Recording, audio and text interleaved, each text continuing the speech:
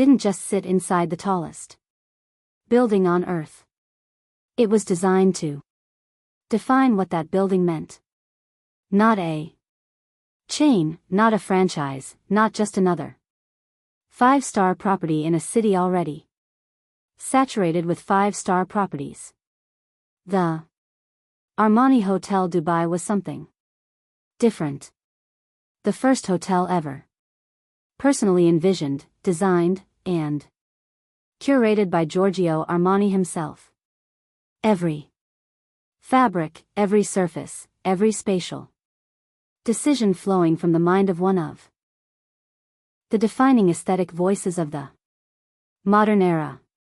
It opened in 2010, the same year the Burj Khalifa itself opened, occupying the lower floors and the 38th and 39th levels of a structure rising 828 m into the sky.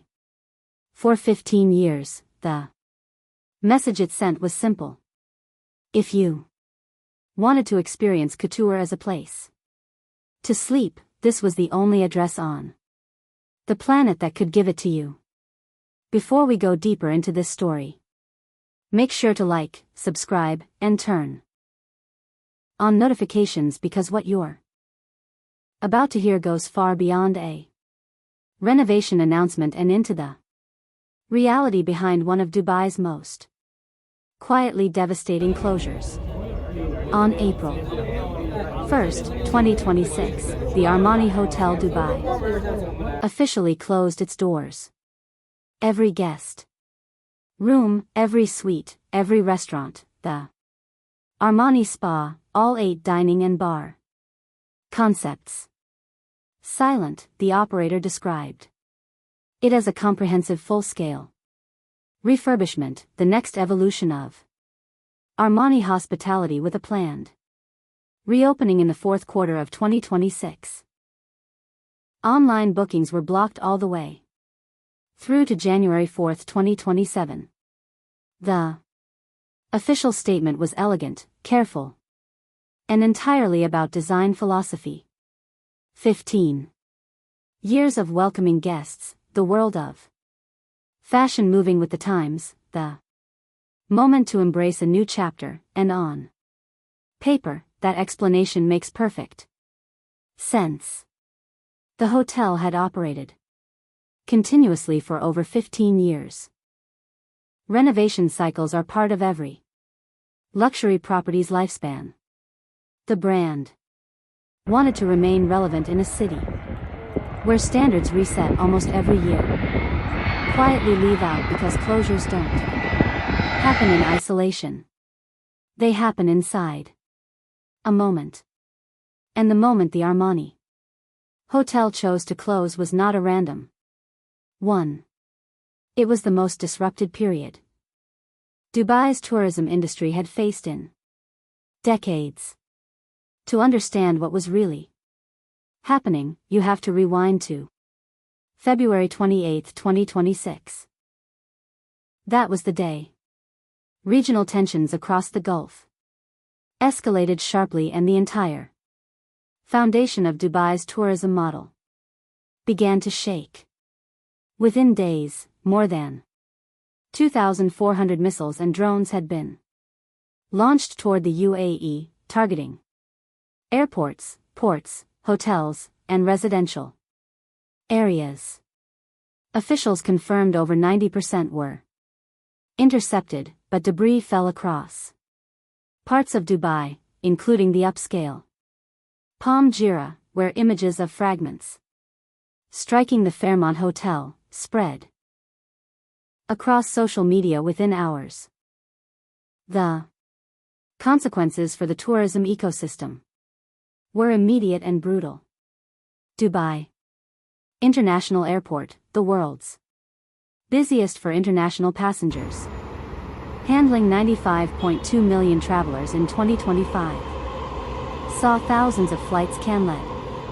Tens of thousands of visitors were stranded in the early weeks before being evacuated on special flights.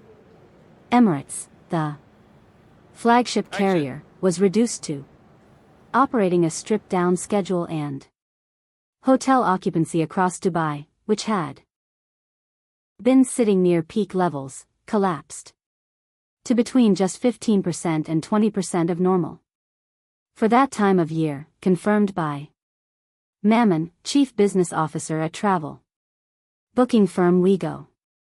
Now look at the timing again. The Armani hotel announced its closure as this was unfolding. Booking stopped on March 31st, doors locked on April 1st. The entire property gone from the market in the exact window where Dubai's luxury hospitality industry was experiencing its sharpest collapse in modern memory. And this is where the story stops being about renovation and starts being about something much harder to admit. Because what we are witnessing isn't just one hotel pausing. It's the exposure of something structural that has always existed beneath the surface of Dubai's luxury model. For years, Dubai didn't just sell rooms. It sold insulation. The promise that you could step into the city and exist in a completely controlled environment, separated from the uncertainty of the wider region. That was the real product. The feeling of being untouchable. But the moment that perception cracks even slightly, the entire business model is exposed, because when you sell certainty, you cannot afford uncertainty. Think about what was actually happening inside Dubai's restaurant and hotel sector during those weeks. Natasha Citrus, founder of the Tasha's Hospitality Group, with 14 outlets across the country and over 1,000 employees, said revenues at her restaurants had fallen by more than 50% and at tourist-dependent outlets by 70% to 80%. She had to cut salaries by 30% for all staff, including herself, just to avoid firing a third of her people. One senior restaurant executive admitted footfall had dropped to 15 to 20% of normal, forcing them to place more than half their staff on unpaid leave. Some outlets were temporarily shut.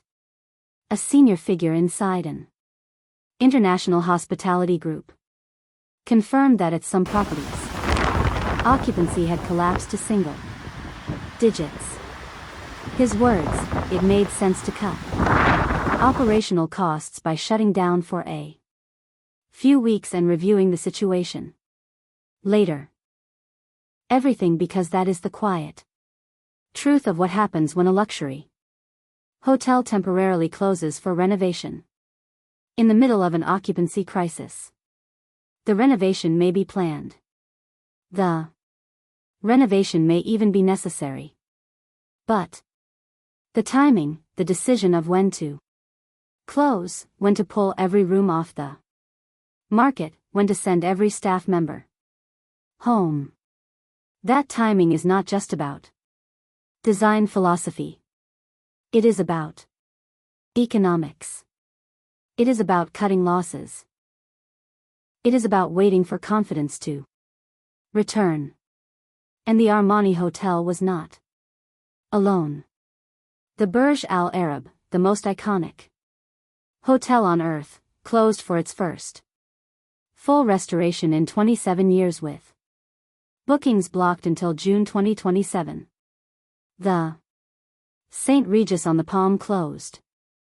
Park Hyatt Dubai was scheduled to close from May 1st for the final phase of its own renovation, expected to last around 6 months. 5 major Dubai hotels, including some of the city's most recognized luxury properties, announced closures within weeks of each other. Officially all renovations. Quietly an industry buying itself time.